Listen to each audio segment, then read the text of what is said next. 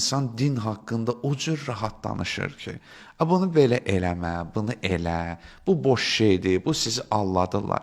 Düşünürsünüz ki, bəs bu irfani seyr-sülük Allaha gedən yol hardadır? Bəzən özüm öz paylaşımlarımdan da utanıram ki, ilahi, olmayan mən də bunu bir bazara çıxartmışam.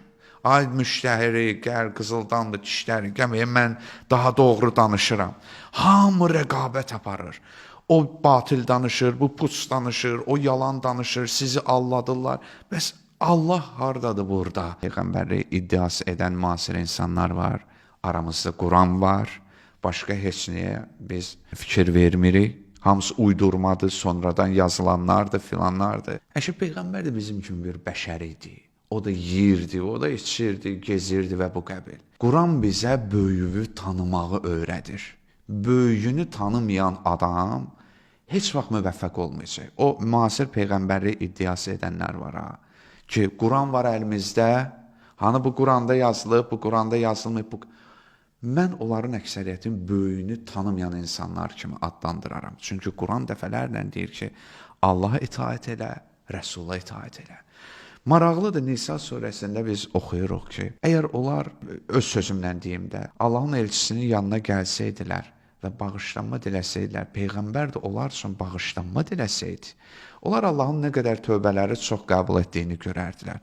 Niyə Allah Teala demir ki, gedin evdə özünüz bağışlanma diləyin də Allahdan? Niyə deyir böyüyü tanı? İnsan böyüyünü tanımayanda, insan bataqlığa düçar olur. Allah Teala Quranı nazil etdikdə Peyğəmbərə deyirlər, ya Rəsulallah, orada deyir, su tapa bilməsəz, təyəmmüm edin. Təyəmmüm nədir? Peyğəmbər də deyirdi ki, nə bilim, mən də sizin kimi Allah nazil edim, nə başa düşürsünüz eləyin də. İslam məntiq dinidir. Təzə bir formalaşıb. İslam itaət dinidir. Quran dəfələrlə deyir, Allaha itaət edin, Rəsula itaət edin. Bəs onlar itaət etmirdilər ki, Quranda da ayəsi var ki, deyirdik, gəlin, cihada deyirlər ki, istidir.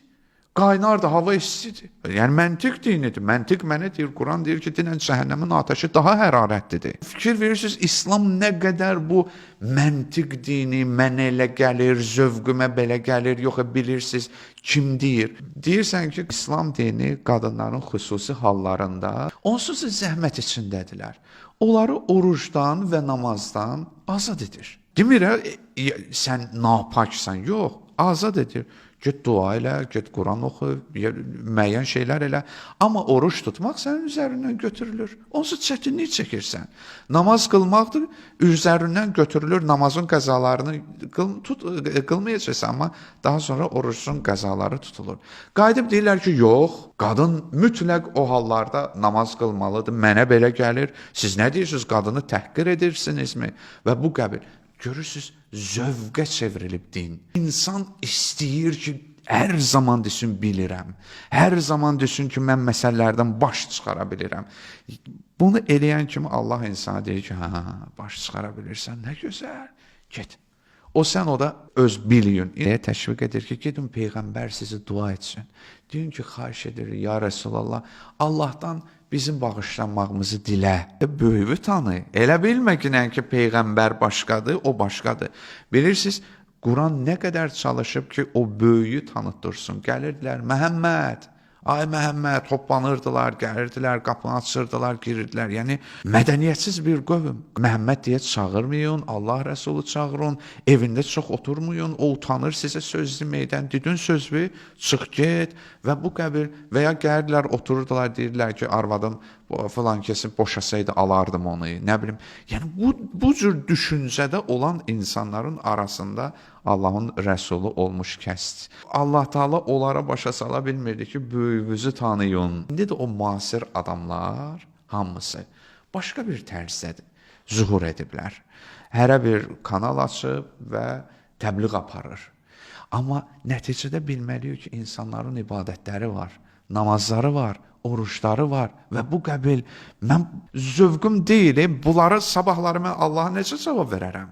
Necə cavab verə bilərəm? Quranda deyir ki, namaz yoxdur. Deyir, namazı Azərbaycan dilində qılmaq. İndi həmin adamlara sual vermək istəyirəm ki, namazı ərəb dilində qılmaq olarmı? Əgər desələr ki, olar, deyərəm, əssəlamu aleykum. Məndə nə işim var? Mən ərəb dilində qılıram. Və cavabını da Allaha verəcəm. Tərcümələrə baxın, nə qədər burada bir başqa cür tərcümə, orada bir başqa cür tərcümə.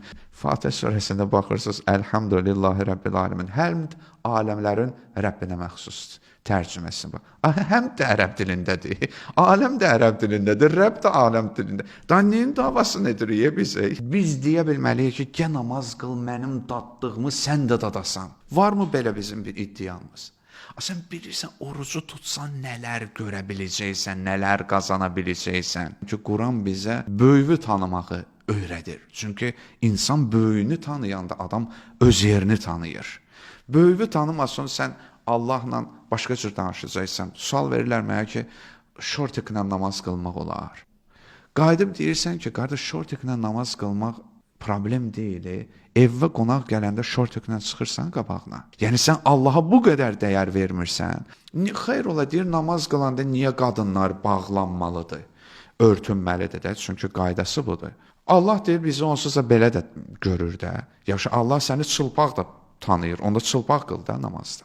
İslam dini gəlməmişdən qabaq müşriklər Kəbənin evini çılpaq şəkildə ibadət edirdilər. Allah Taala yığdı, dedi ki, belə bir şey olmaz, ibadət. Yəni, ibadət zövqə baxılacaq bir şey deyil. Ki, mən xətrim belə namaz istəyir, belə oruc istəyirəm, burada olsa daha yaxşı olar. Deyirsən, niyə əsasən deyirsən, olmaz.